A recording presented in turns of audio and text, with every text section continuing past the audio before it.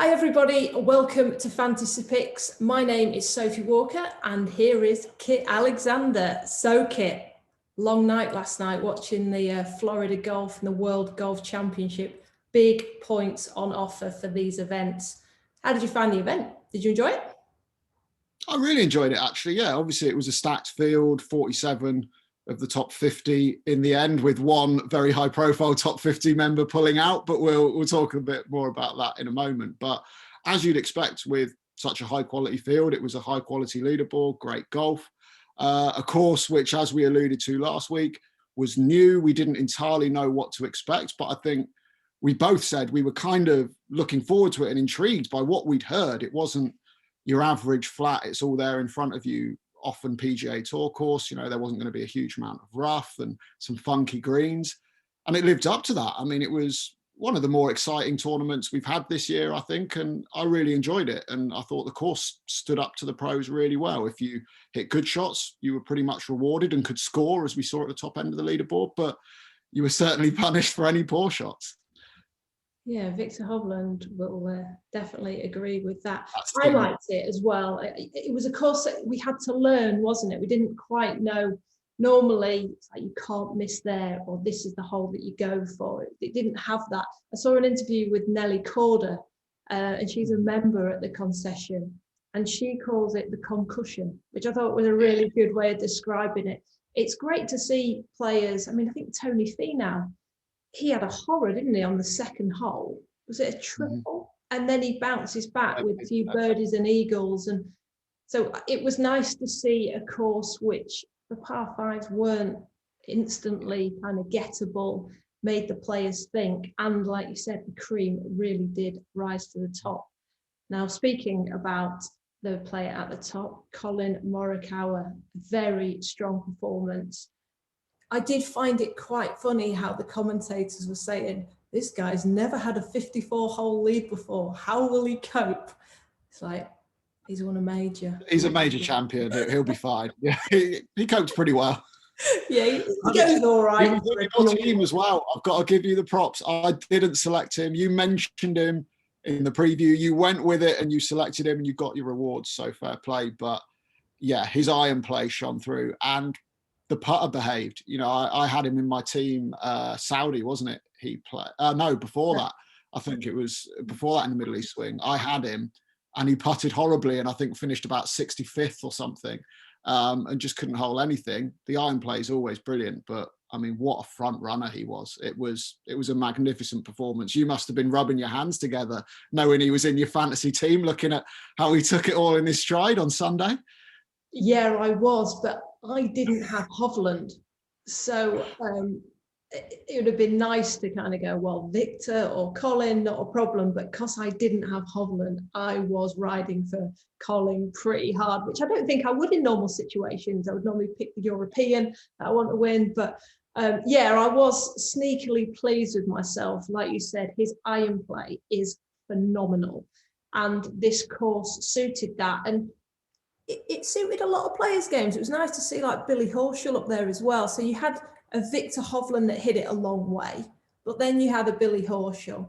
And like you said, with the putter, he got a putting lesson with Mark Amirov. I don't know if any of you saw, he's changed his grip to the saw grip. And, you know, when a player says, I am feeling really confident over my putts, and you've got an iron game like Collin Morikawa, yeah, he's going to be tough to beat.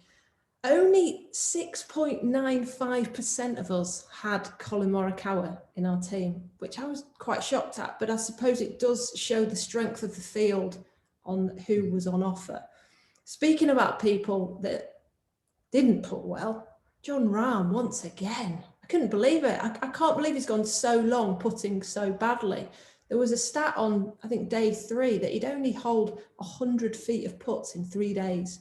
And when you're playing well, and you're up on the top of the leaderboard, you can do 100 feet in 1 day. So that was disappointing, wasn't it? Yeah, it was. I mean, you looked at the form and it was hard to see that coming. It was, you know, he made a good sort of, he's got used to the new Callaway clubs quite quickly, seemingly. He's maybe not been right in contention, but he's been right in the top 10 pretty much all year. And to see him fall away like that, and obviously it's the putter that he's struggling with a little bit at the moment, was surprising. On the flip side, a guy that I wasn't quite, I wanted to pick him. I said in the European Tour expert picks that once Rory McIlroy is in the field, you've got to pick him. And he did pretty well for us in the end. But again, it's one of those kind of nearly weeks for him, but a nearly week for Rory. And he was still personally my second top scorer because I did have Hovland.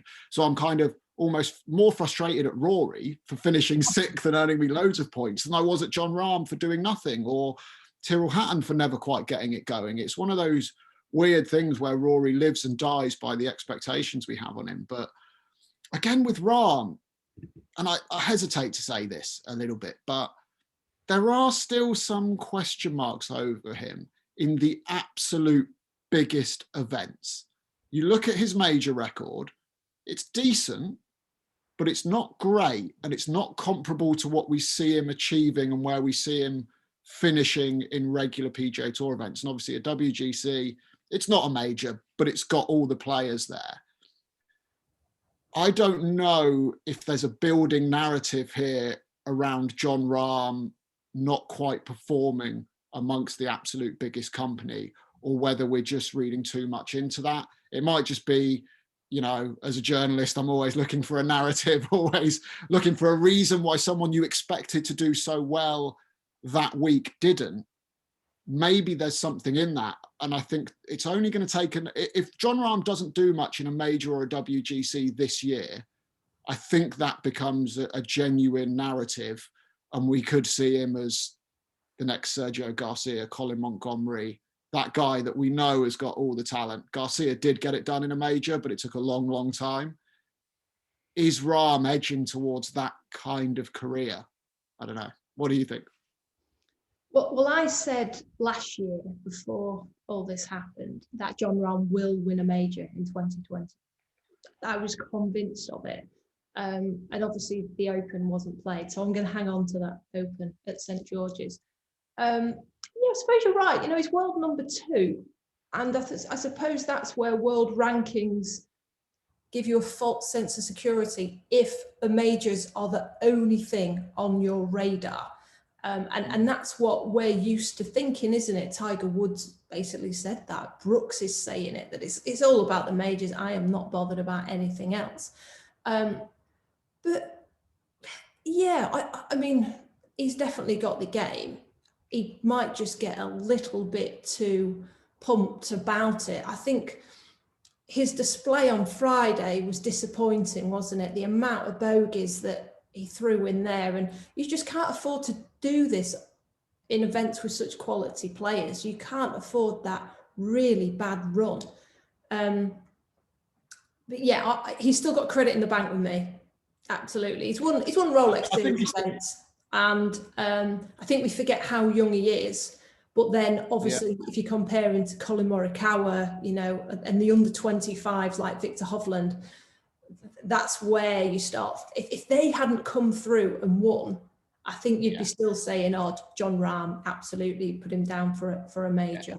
But I would put him as good as those guys. He's just... Oh, undoubtedly, yeah. Probably when you look at the full package and what he's achieved, he's still ahead of them, let's be honest, in general. And I think it's probably, we're very quick to reach these conclusions about players, and I'm as guilty as everyone else. The window you've got to make an impact at the start of your career now, I think, is shorter. The conversation of the best player never to win a major, a decade or two ago, someone had to have been around for 10, 15, 20 years towards the top of the game before you start talking about them in that sense. Now, 5 years, and if you are one of those top players and you've not won a major in the first 5 years of your career, it's, oh, what's missing? Why aren't you winning a major?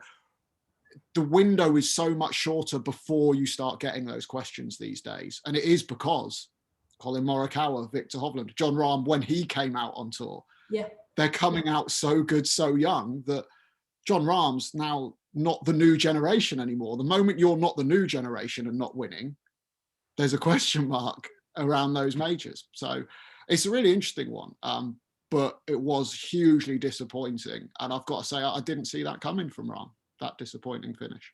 No, I mean, I didn't. I captained him. So looking at the winning team of the global game week, it was Happy Chappies is the team name, and it's James Monaghan. So he had Patrick Reed, Viktor Hovland, Louis Oosthuizen, John Rahm, Rory McIlroy, and captain Colin Morikawa. So there was 1,355 points available for the winner, as well as $1.8 million. But we're not into the money, Kit. It's not about the money for us.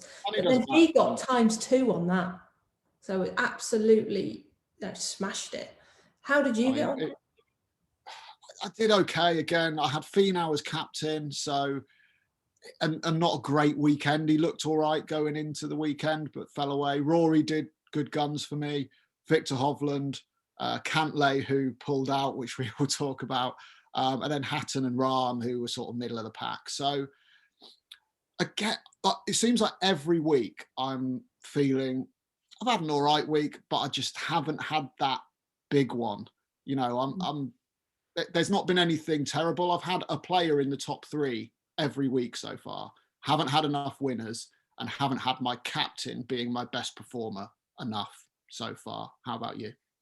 Well, I got my winner in Colin Morikawa, which is the first for me. So Tyrrell, Hatton, captain John Rahm, like I've said, Rory, Tony Finau. Patrick Cantlay. So Patrick Cantlay was always going to be in my 6, undoubtedly. But if I had somebody that I was going to try and shoehorn in at some point, mine was Viktor Hovland. So the fact that I missed out on Patrick Cantlay withdrawing, and I would have put Viktor Hovland in, cost me a lot of points. I know it didn't go down too well amongst us fantasy golfers. 22% of us had Patrick Cantlay in our team.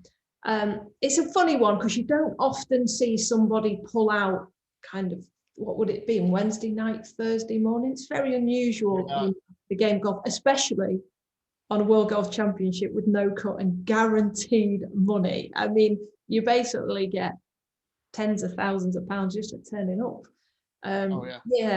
What do you feel about it all? Do you think we can maybe get some ideas together to this? As I say, very unlikely that this ever happens, but we found it this week.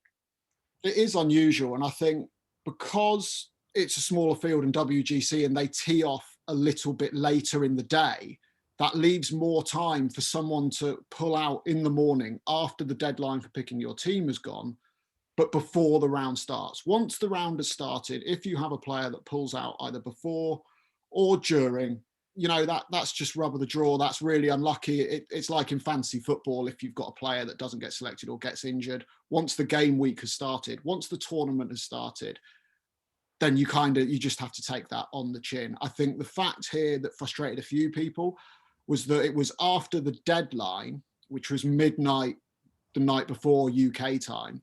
And obviously you've then got a number of hours before the tournament actually starts, and Cantlay pulled out in that window. So there would have been time to select your team or to put a substitute in there. I mean, we were just chatting before we sort of started filming about, it is very unusual, but perhaps an idea to avoid this is something that the game can think about moving forwards, either for next season or if there's a chance to introduce it at some point mid-season this year, is to add a 7th pick as substitute in. You just pick a 7th.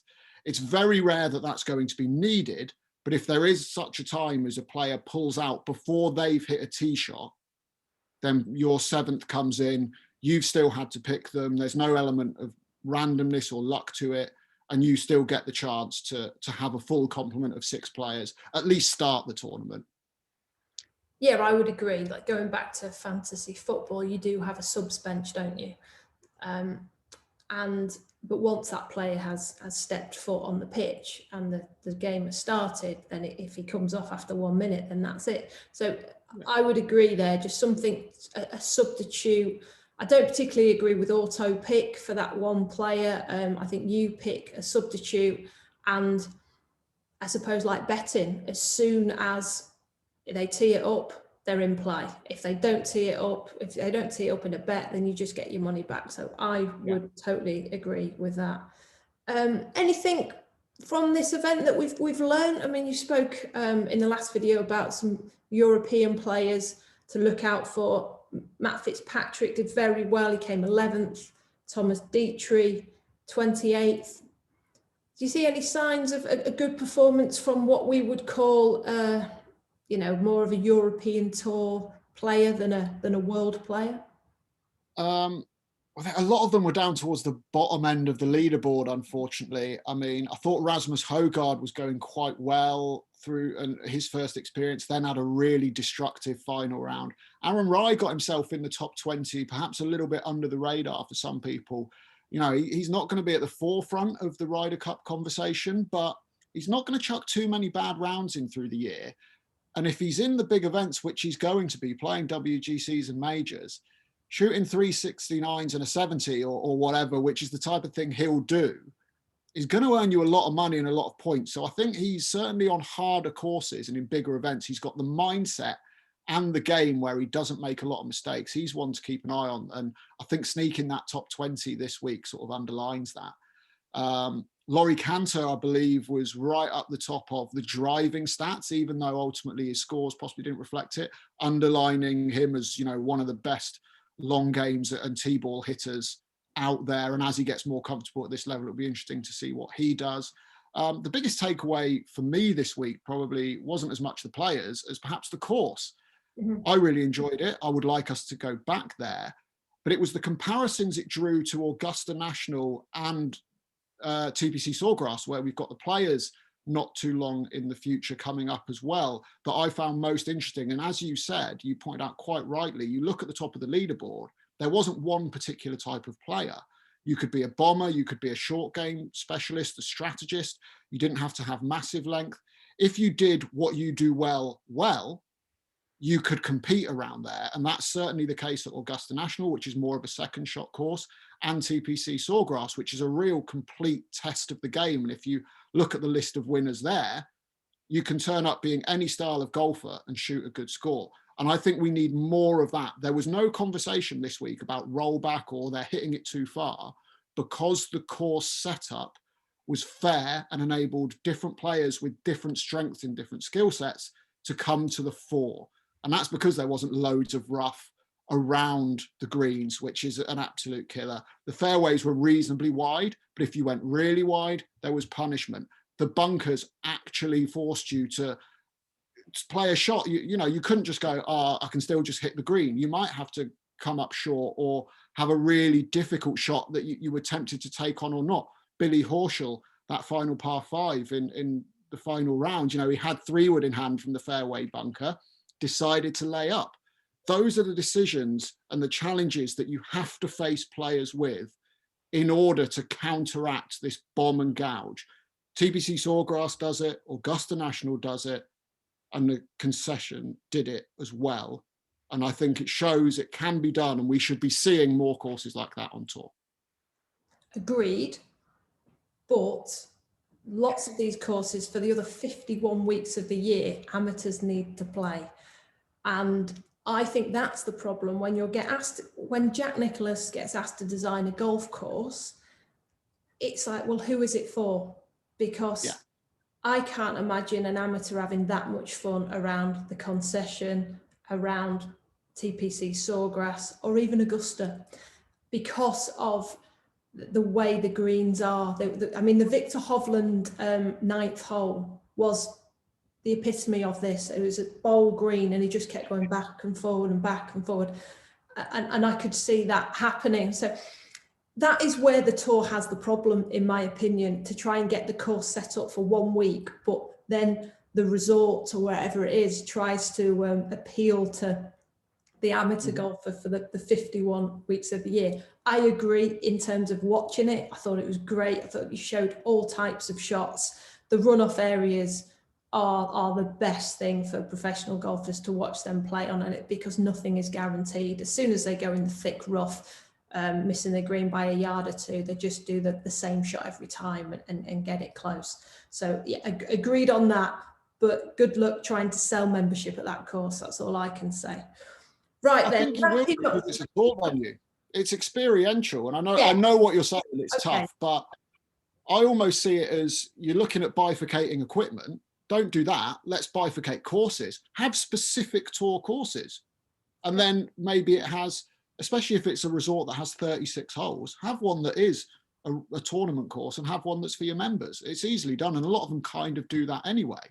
You know, people are still going to want to go and experience these tour courses just to tell your mates you've done it and for you to try it yourself. But you don't want to obviously play every week with a pencil in your hand. I think we need to draw the line between these two things. It's far easier to separate that than it is equipment. Yeah, I'd be all for it. Yeah, you do see that the likes of Emirates Golf Club, they have 2 courses. Celtic Manor had loads of golf courses, so yeah, there is that. But Saturday morning 5.5-hour rounds in the medal will probably put a stop to that, Kit, I would expect. Awesome. Right then, I think we're about wrapped up on this week. We do have some time off, don't we? So that we're not back again until March the 11th. We start in in Qatar, so we get back to the Middle East there for the European tour. So plenty of time for us to study form. I think it's a massive few weeks running up to Augusta, and a few of the events in Europe will open up the field. So I wouldn't have thought our team selection will be as obvious. So hopefully in the coming few weeks, we'll have a bit of a change on our teams of 6 to make it more interesting, Kit. Yeah, I'm looking forward to this run of events. Like you say, Qatar Masters, you're not going to have really the top 50 there staying over in the States to prepare for the players for the Masters. So we've got our real stalwart European Tour players. And this is, for me, where it gets really interesting, picking the bones out of who's going to suit that desert golf out there. It can get windy as well. We'll get more into that next week when we do our proper preview. But yeah, interesting times ahead. It certainly won't be, none of the 6 I picked this week will be in my team for the next event in Qatar. Let's put it that way. No, exactly. It's going to take plenty of research. Right, well, thanks again, Kit. Another good week. I hope we've helped you, I suppose, everybody that's watching on their selections of their team of 6. Thanks for watching this video. If you're new to our channel, which I'm sure you will be because we've only been out a couple of weeks, please click the subscribe button, like button, ring the bell, recommend it to your mates, even if they're not playing Fantasy Race to Dubai. I think our research will help you if you like a flutter. So, right, thanks very much, Kit. I'll let you get on with your week and I'll see you soon. Thanks, Sophie. See you next time.